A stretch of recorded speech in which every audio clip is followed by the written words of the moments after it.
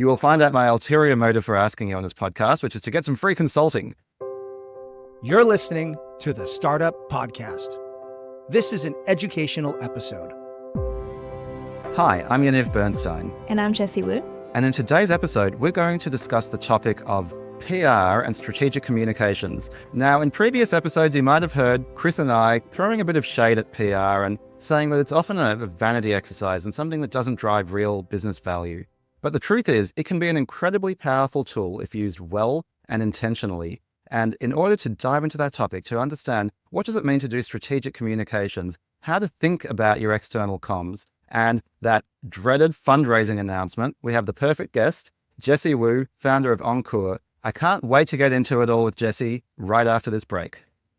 Whether you're starting or scaling your company's security program, demonstrating top-notch security practices and establishing trust is more important than ever. Vanta automates compliance for SOC 2, ISO 27001 and more, saving you time and money while helping you build customer trust. Plus, you can streamline security reviews by automating questionnaires and demonstrating your security posture with a customer-facing trust center, all powered by Vanta AI. And it gets even better. Just for TSP listeners, you can get $1,000 off Vanta when you go to vanta.com/TSP. That's vanta.com/TSP for the Startup Podcast to get $1,000 off.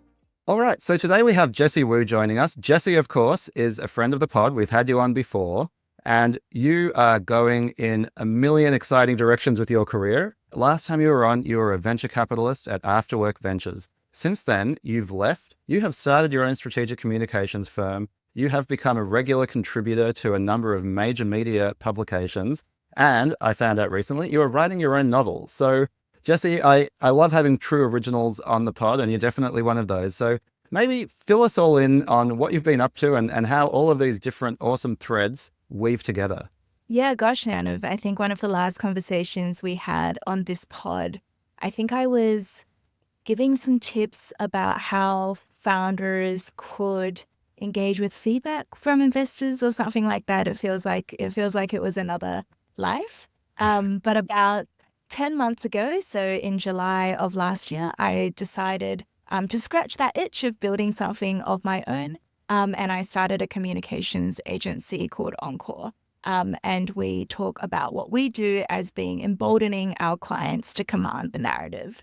I think something that I noticed when I was in VC, stories that resonated with people and founders that could command a narrative about why they were the best positioned company to solve a really big problem that lots of people should care about and that was existentially important to solve, were able to create a really good wicket for themselves. They were able to get talent who were really interested to work on that problem. They were able to acquire customers who saw them as being, the totemic example of a company building something exciting in that space. And then they were able to be covered favorably quite continuously by the media, who saw them as an important story to watch. But I also thought that there were a lot of companies that were missing opportunities and missing tricks to really tell a more bold story about, what's wrong with the world and why they're the ones who are going to fix it and why what they're doing matters. So I started this agency to work with those founders and, we started working with tech companies, but now we've also worked with a bunch of later stage companies that are not in tech. We've worked with not-for-profits. We're working with one of the campaigns in the federal election as well. And it's been a rollicking ride building this agency and working with some really ambitious founders to tell some really great stories. And, the reason I wanted to discuss this with you, Jessie, is I keep seeing your clients appear in my various feeds in really interesting, engaging ways that kind of cut through the noise for me. And I'm like, oh, I can see Encour's fingerprints on that. So, Jessie, I think one of the things that Chris and I have discussed on this show, and something that I do believe myself, is that for most startups early on, traditional PR, like putting out press releases and so on, doesn't really move the needle and can be a bit of a distraction. So I know what you've done with Encour is what you're calling strategic communication. So I'd love to understand a little bit more about what that means and where you see the value for startups from that different approach. I think that when we shape a campaign for one of our clients, we don't start with, what is the communications outcome that we're driving towards? We don't say the end goal is a piece of coverage in the Australian Financial Review or in New York Times or in TechCrunch. We always start with a business objective. And the framework that we give our clients is, what is the key message that you want to instill in what audience so they take what action, and how does that help your business? So for, say, B2B SaaS company, maybe that's selling to enterprises, the key belief they want to instill is that this is a trustworthy, secure, enterprise-grade, highly performant piece of software. And you want to influence your key buyers. So that might be, maybe it's CFOs, maybe it's CTOs, to engage in a sales process to champion the adoption of that product, to be an advocate for the use of that product within the team. And then the action that they would take is they would, reach out, they would book a sales meeting, and that helps you to sell the product, that helps you to acquire customers, that helps you to make conversion timelines faster. That is the business outcome that you're trying to drive. And when you're really clear in your mind about that being what you want to achieve, then you can be a lot more focused about the kind of comms outcomes that you target. So, for example, if you need to build trust with, chief security officers, then you might say, okay, what are the existing core beliefs that chief security officers have? And what are they influenced by? What publications do they read? What influencers do they follow? Are they swayed by word of mouth, or are they swayed by what gets written in quite technical trade press? And how do I incept my key message into the existing nodes that they find compelling, so that they will kind of go from having the key beliefs that they already have into the key belief that I want them to have? So I think if you are really clear-eyed about what you are using strategic comms to try to drive, and it's very clearly linked to a business objective, then you can get kind of immediate ROI for investing in that, even if you are an earlier stage company. Yeah, I think that makes a lot of sense. So, I think what you're saying is we're steering away from, I guess, sort of vanity publicity, I think, which is the dangerous honeypot, which is, hey, let's get my name, my company's name in a mainstream publication with a lot of exposure. And that's at best a sugar high. Usually you don't really see any ROI on that at all, in my experience. But you talk about ROI, the idea of doing the strategic communications and getting value from it. And of course, one of the things that I've kind of becoming obsessed with is the question of attribution, right? Like, how do we know that we've gotten a return on that investment? So let's say you're working on a campaign with a client. What is it that you can show to them, that you can point at, that says, okay, well, this is clearly driving those business objectives? Yeah, attribution is hard, right? And it's similarly hard for above the line marketing, such as, billboards and out of home and radio, as it is for comms. You're not going to be able to put a UTM link into a press release, right? Getting any kind of backlink into a press release doesn't work when it's tier one media. So I think expecting to see an immediate spike in sales and customer acquisition off the back of a PR campaign is probably a slightly unrealistic expectation, because when people are reading a newspaper, they don't necessarily have a buying intent. They don't say, oh, I am so ready to buy a dev tool today, and I'm going to buy the first thing that I see written about in this piece of press. So it doesn't tend to lead to those direct spikes in acquisition and even website visits. And I think expecting that is not going to be PR firms shouldn't set up their clients to expect a direct sugar hit. But, what it does is it puts this halo around your brand. It increases trust, it increases awareness. It conveys the kind of prestige and trust of the publication that you've been published in into your organization. When it comes time to have a sales process with, enterprise decision makers, it's often an asset that you can send them as part of your broad sales pitch that really lubricates that process, because they think, oh, well, if they've been written about in a top tier form of business media, then they've got a certain legitimacy. And if I'm the internal champion, then I'm not going to be laughed out of the room for championing this startup that no one's heard of, because actually it's been written about in the AFR as being this really exciting up-and-comer that's got the support of major, investors who know a thing or two about where the puck is moving. Actually, let me be a little bit selfish here because this is something that is very much on my mind. Obviously, we run a podcast here, and from time to time, I pitch to sponsors to advertise on the Startup Podcast. Yeah. And just shout out to our long-term sponsor, Vanta. Now, Vanta are a really interesting case.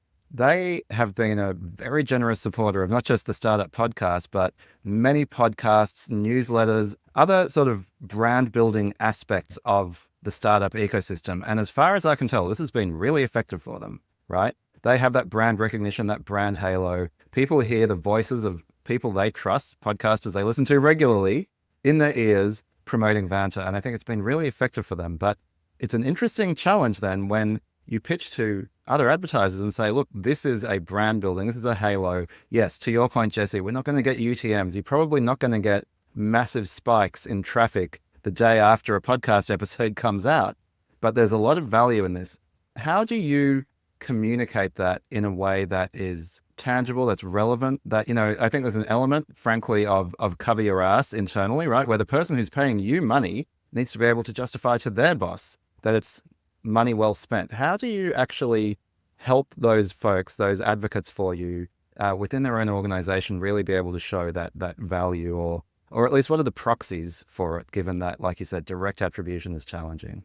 I think the immediate tangible ROIs that people can get when they have a really good press campaign, one is the assets that convey social proof. I always say if you are having a hiring conversation or a partnership conversation and you want to send them something that makes your organization look good, you're never, ever going to send them a piece of paid marketing, right? You're never going to say, to help you understand our business, here is an ad we ran. Or you're very rarely going to do that. Whereas people quite commonly say, if you want to learn more about what we do, here's a write-up that we had in the AFR. And it's the kind of thing that, candidates would be coming out very early as they're Googling you and doing their due diligence on you. So having the top few search results be a thing that conveys proof, it helps with conversion of lots of different funnels. I think the thing is, though, I always say it is a longer term investment where getting your name into the press and being seen as a credible commentator on the issues where you want to grow your domain authority and your share of voice, and being known by key people in the media as a credible commentator for that thing just unlocks other opportunities. Maybe the first thing is, a coverage of your fundraise or whatever, but they may remember you. And then the next time where they're writing an article about the future of your industry and they're looking for a few key spokespeople, they may think, oh, there was that time where I had that interesting interview with that founder. I wonder how they're going. And if they still have your number saved, they might contact you again. And then you've got an opportunity to be positioned maybe against other leaders in your field as an authority on X domain. And then that can lead to an opportunity to, speak at a summit where you are directly addressing the very decision makers in an enterprise that you're trying to convince. So understanding that, fame can beget more fame, that you can get onto a virtuous cycle and a positive wicket, and knowing that, that investment has to begin somewhere. You can't just, land and be seen as the best spokesperson on an issue. You have to build your credibility one step at a time. Does it always make sense to engage in this type of communications effort, or are there particular types of startups or companies or particular circumstances where it makes more sense than other times? And perhaps to sharpen that question, are there potential clients who you have rejected because you don't think you can provide that value for them? I think clients that don't have a really clear understanding about what business outcome they're trying to drive, I often say no to, because I'm like, I can't see a world in which this is a super successful engagement because you don't actually know what you want out of it. If somebody says, we just want to make more noise, or we just want people to know about us, we feel like we're at a scale where we warrant more attention. It's like, okay, is that your ego speaking? Do you just want to show up? VCs who have rejected you by kind of making a splash in the press? Or are you actually being very clear-minded about exactly why you want PR and what other, newsworthy announcements that you have that are of genuine interest to the audience of whatever publication you're trying to get in? So we say no to people who don't have a clear business case for why they're doing PR. We also say no to clients where it doesn't feel like the stories, the pipeline of announcements they've got warrants coverage, because, we have a kind of brokerage role between journalists of different publications and these companies, right? And I don't want to be trying to tell journalists that a story that is a bit of a non-story is actually a really important story, because then they see me as a kind of lower fidelity source. Actually, why don't you focus in, Jesse, on a particular type of PR or announcement that's very common for startups, which is the fundraising announcement, right? And again, I feel like this is something that can very much be a vanity thing where you're like, hey, you know what? We raised the money, we should do PR, we should get our names in the paper or whatever. But I think it's something that can also be used really strategically. It's an obvious moment to do publicity, but it's obvious to the point of a cliche, right? Like, you scroll the business news, you scroll LinkedIn, you're like, fundraise, fundraise, fundraise, 3 people standing in front of a brick wall looking moody or inspirational. Like, how do you think about the fundraise announcement, to your point, as a tool that drives certain business objectives rather than as a vanity exercise? I mean, I think, fundraise announcements, I think, are good to do because they are often the first instance in your startup's life where you are kind of genuinely newsworthy. But you're genuinely newsworthy because intelligent investors who have a mandate to deploy capital into innovative technology companies have decided that you're one of their picks, right?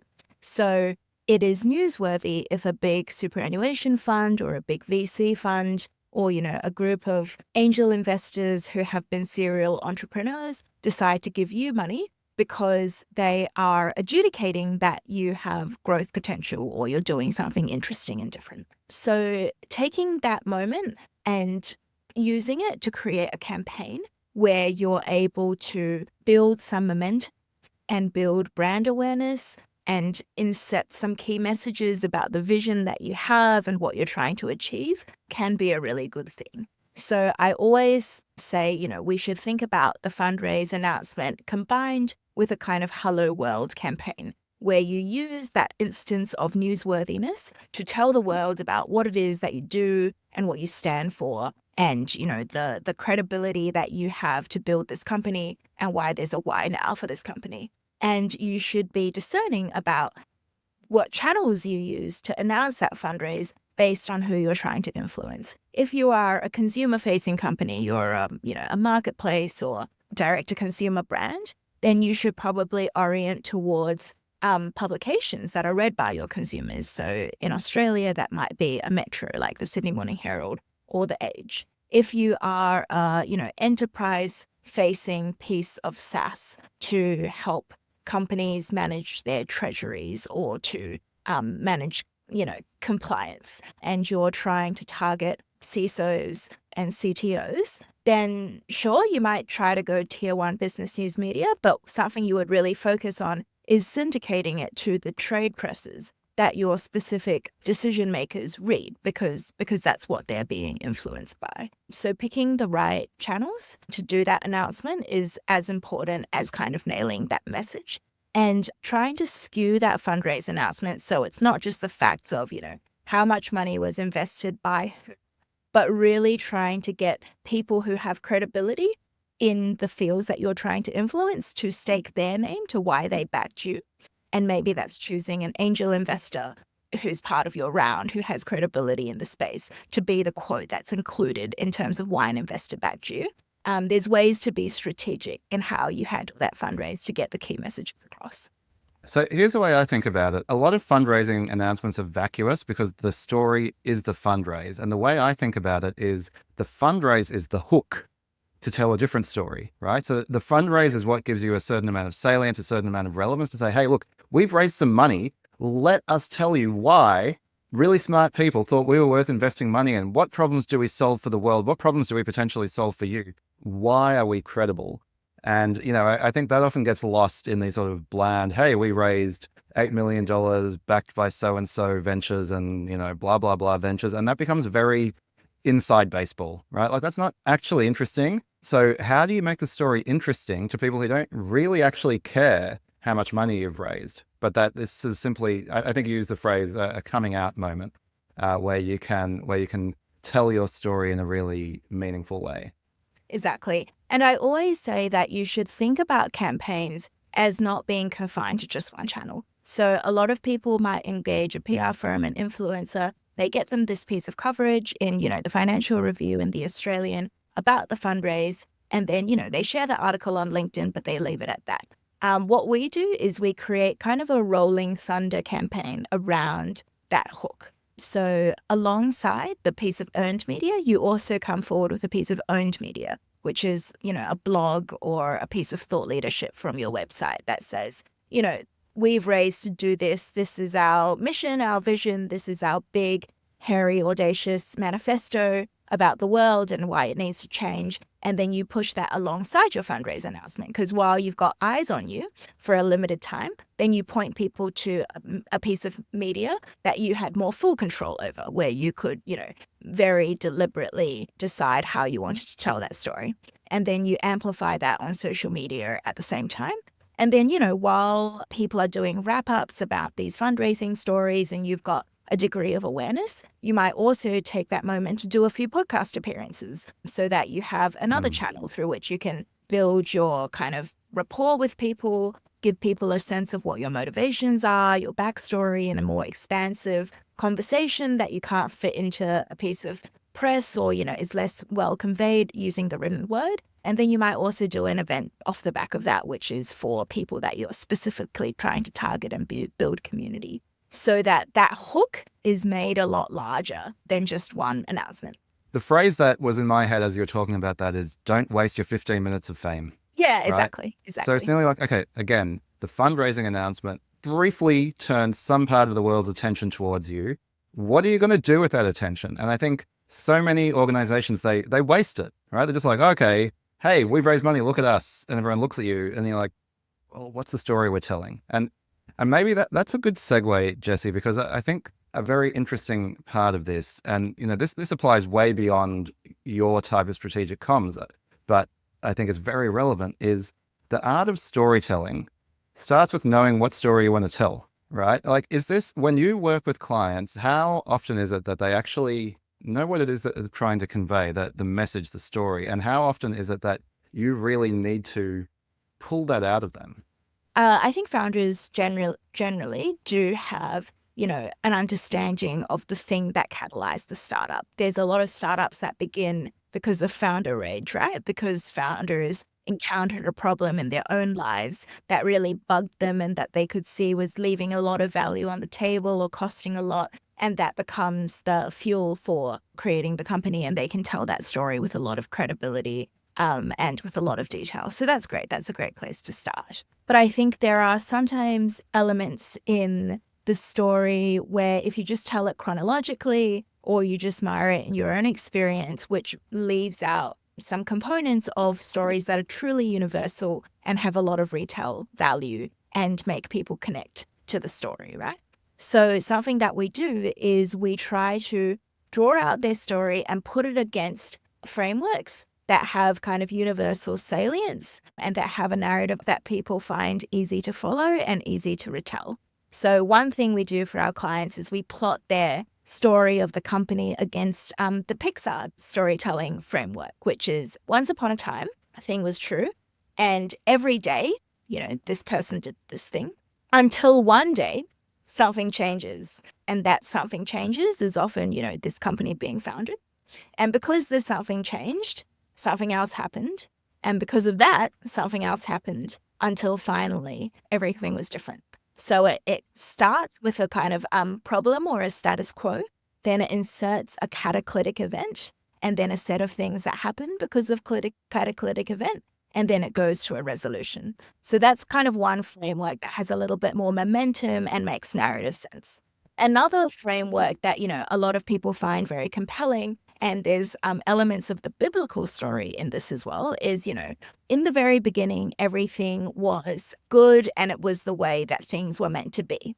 Until something really awful happened that destabilized everything and made it a mess. But there is something that we can do, something that maybe you need to sacrifice in order to get things back to the way they were meant to be. And that means, buying this product or this service and engaging in this way. And if you do that, then things will go back to being this perfect way they were meant to be, and it'll have been worth it to do that. That's another kind of framework that the human mind is very receptive to. So trying to kind of tidy up founders' stories into something that fits one of these frameworks can be really value-adding. Over 7,000 global companies like Atlassian, Dovetail, Flow Health, and Quora all use Vanta to manage risk and prove security in real time. Why aren't you? Get $1,000 off Vanta when you go to vanta.com/TSP.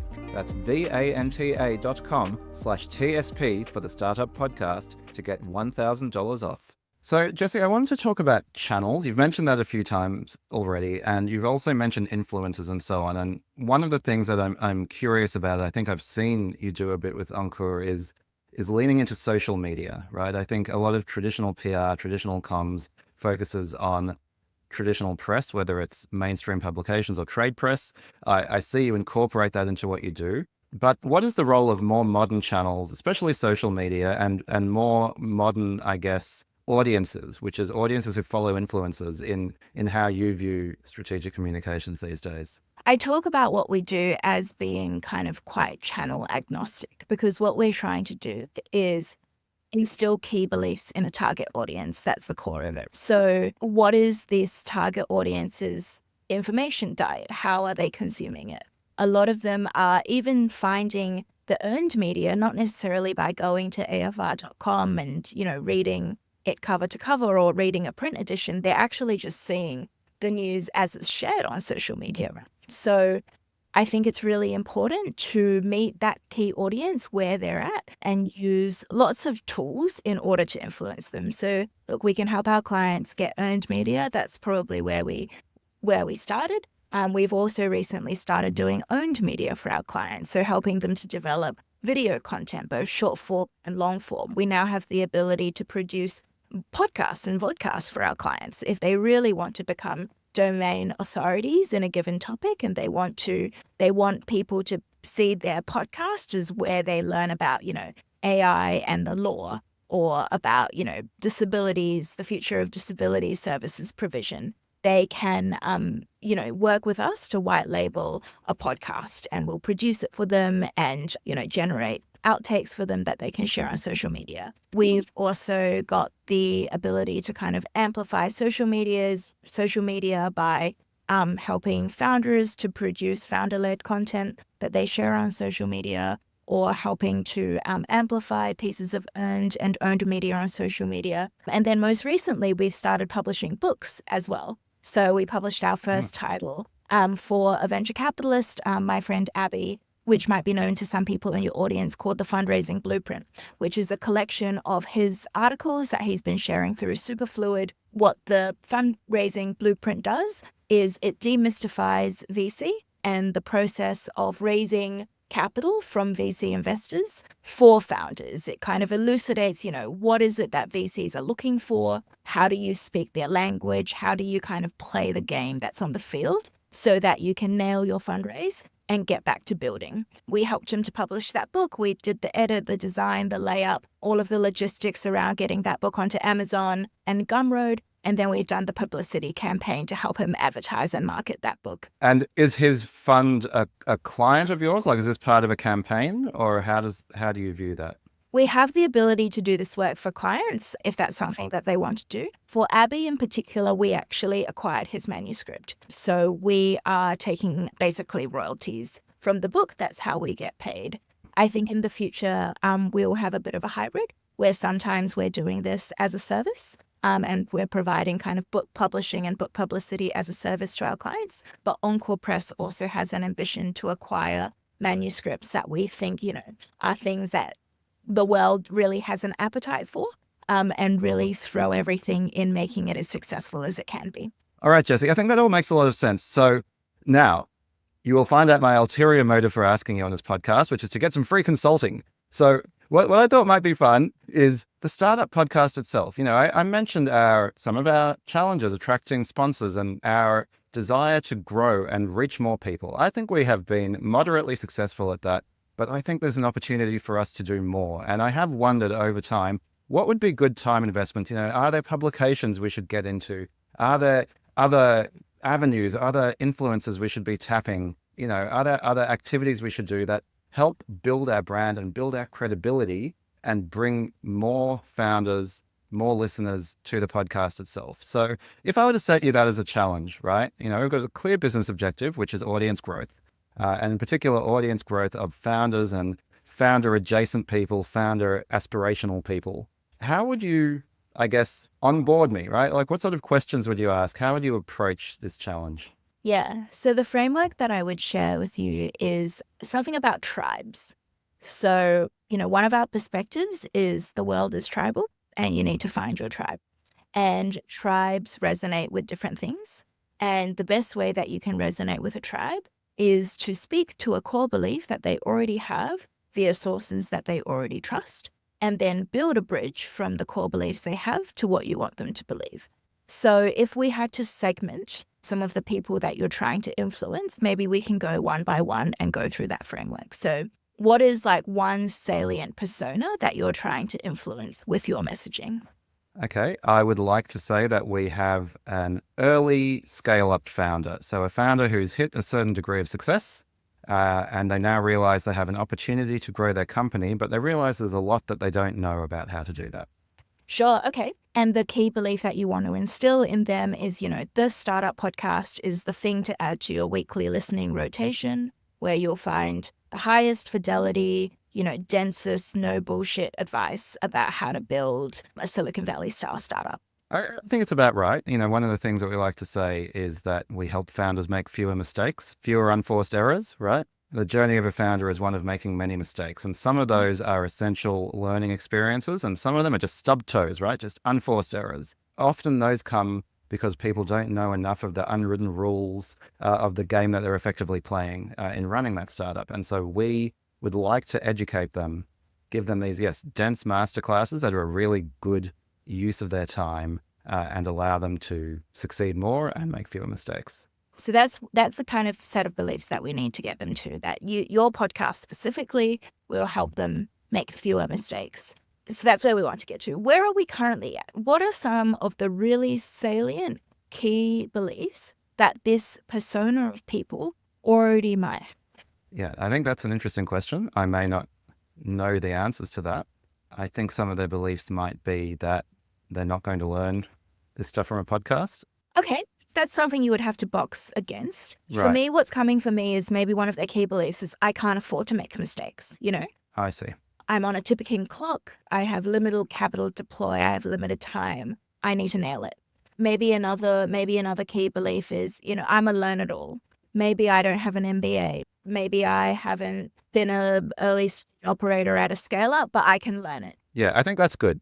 I think that's valid. I think there's that element of imposter syndrome. And we've even had an episode on what we call outsider founders, right? Which is not our sole audience, but I would say, that there are the true insiders, the inner circle. They're in Silicon Valley. They've come out of previous exits. They might be second, third time founders.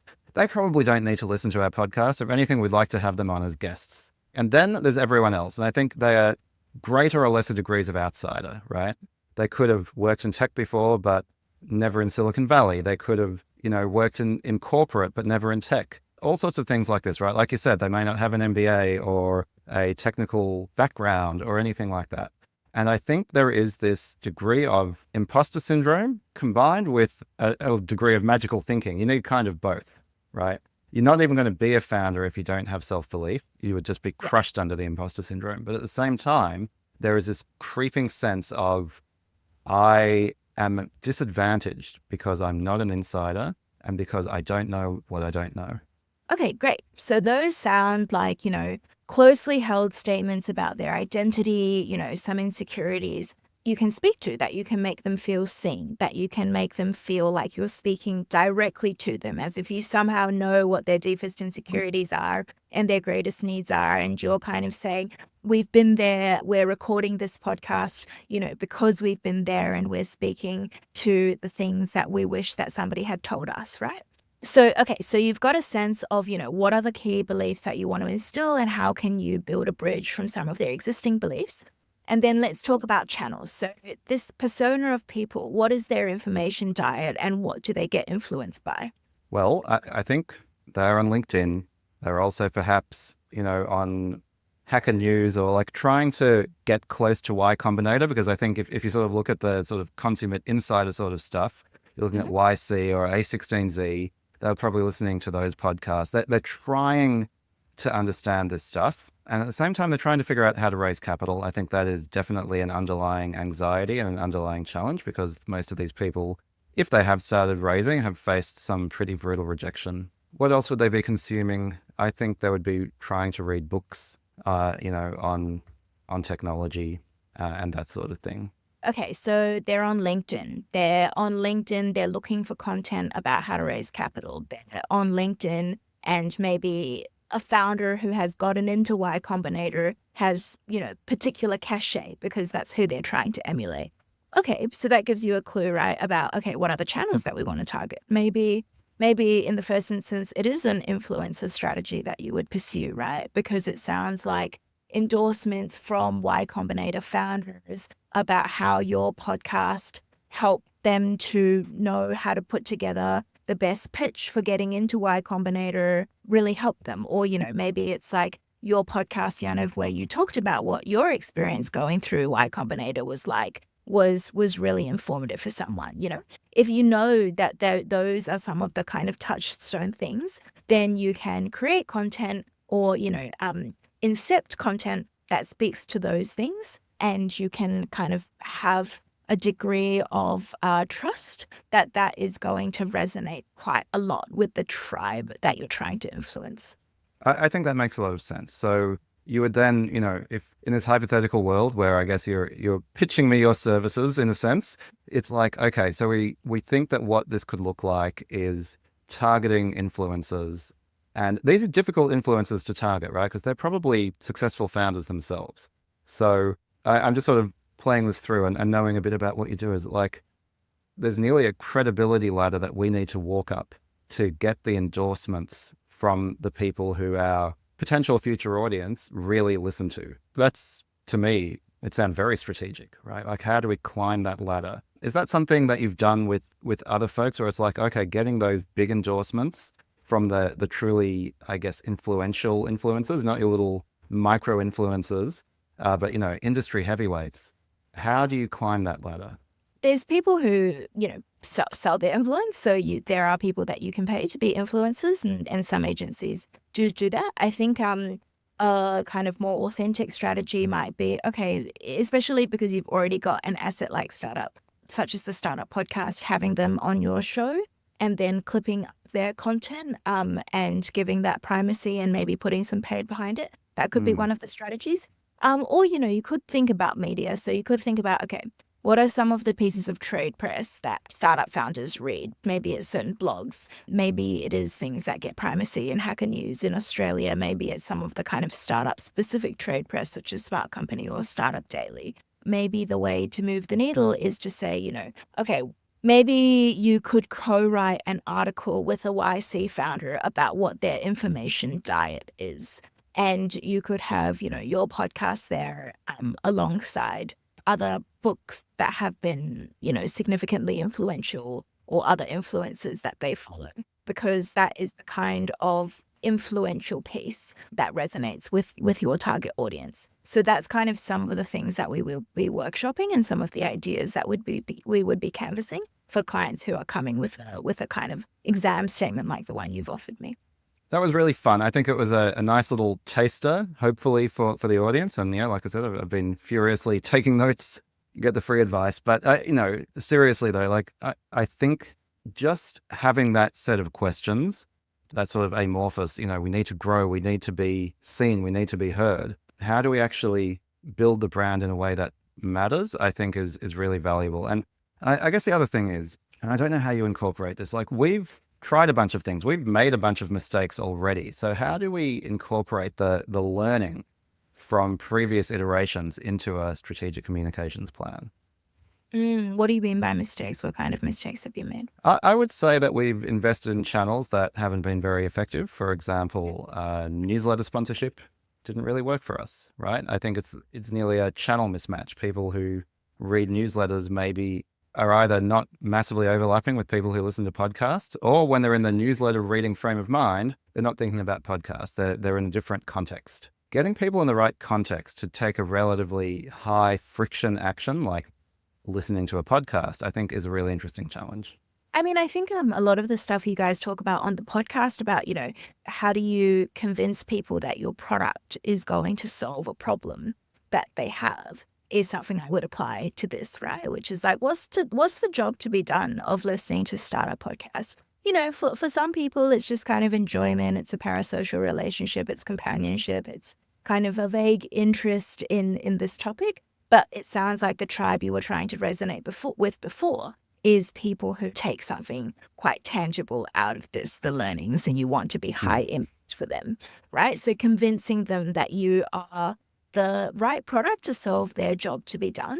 I would apply a lot of the similar wisdoms that you guys have canvassed in other episodes to how you think about that challenge. I think just to sort of maybe tie a bow on this whole thing, Jesse, when you kind of think about strategic communications and why Chris and I perhaps have somewhat of a bias against PR and whatnot, is that too often it is not being used as a solution to a well-defined problem where you apply first principles thinking. You say, we have this business problem or this business opportunity. How are we going to make the most of it to achieve a tangible goal? It's more like, hey, we should do some PR or, or it's even less articulated than that because it's in some dark corner of the founders' heads. And we all have those dark corners, which is our vanity, our ego, which is like, I would like to have an article to show my parents. Now, okay, if that's really your goal, fine, but at least be honest about it. But I think, too often that there are these vague attempts to kind of put yourself out there that are driven by some combination of vanity and anxiety and just a sort of sense of should rather than a clear, defined objective. And this ties in really well to your point, Jesse, with a lot of things we discuss in this podcast, which is you have a bunch of tools at your disposal to achieve certain goals. And communications is a super valuable goal, right? We believe very much in communication and driving alignment and in storytelling and sharing messages. And the point is to apply that same discipline outside the company as you would do inside the company when you're communicating to your team, when you're trying to drive alignment and so on. In a sense, I think you're trying to do the same thing, but now you're trying to do it out in the big wide world, which of course is an even juicier challenge than trying to do it just internally within your team. Yeah, I think the decision tree in an idealized world when you decide to engage PR is, is there a key message that we're trying to instill in a target group where the message is better instilled if other people say about us something rather than we say it about ourselves via paid marketing, right? Yeah. And, say you are an enterprise grade piece of cybersecurity software, you maybe want business publications and, academic journals to say, hey, this is a best-in-class solution. It's innovative. The founders are really credentialized. Then just to say that yourself in your paid marketing, because people are just going to discount that if it's in a Facebook ad, because of course you're saying that you're the best, right? So when you get to the end of the decision tree and you realize there's a key message that you can only instill through a non-paid channel, then strategic comms might be something that's worth investing in. All right, Jesse, I think that was really helpful, really actionable for founders, right? To me, that takeaway is don't demonize PR, don't put it up on a pedestal, be strategic, understand your objective, and then tie your actions to that objective. So in other words, come up with a proper business plan as you would do for anything else. I think that the weird thing with PR and comms is that bit is often forgotten. And, I think this is something that founders can absolutely do themselves. But of course, sometimes it's valuable to get some help. And by the way, folks, this is not a sponsored episode. Jessie is a friend of the pod, and I think she does fantastic work. So Jessie, if people do think they might need some help and would like to understand a bit more about what you do, where do they find you? How do they connect? Our website is Encour, ENCOUR.co. And there's a lot of content on our website as well. We have a Substack, which dives into different topics in strategic comms. Also, you can find me on LinkedIn under Jessy Wu. Also, just keep your eye out for Jessie, folks. She's got a finger in a million pies. She writes for the top media publications in the country. She is writing a novel. So, Jessie, is it like a personal place where people can find all the different things that you're doing, or is LinkedIn best for that? If you go to jessywoo.com, it currently redirects to encour.com. Okay. But maybe I'll do something different with that website once my novel is published. Fantastic. All right, Jessie, it was an absolute pleasure having you on the Startup Podcast. So thanks very much for being generous with your time, and have a good rest of your day. Pleasure. Thanks for having me, Aaron. Today's episode of the Startup Podcast was brought to you by Vanta. Vanta automates compliance for SOC 2, ISO 27001, and more, saving you time and money while helping you build customer trust. Plus, you can streamline security reviews by automating questionnaires and demonstrating your security posture with a customer-facing trust center, all powered by Vanta AI. Over 7,000 global companies already use Vanta. Why don't you? Get $1,000 off Vanta when you go to vanta.com/TSP. That's VANTA.com/TSP for the Startup Podcast to get $1,000 off.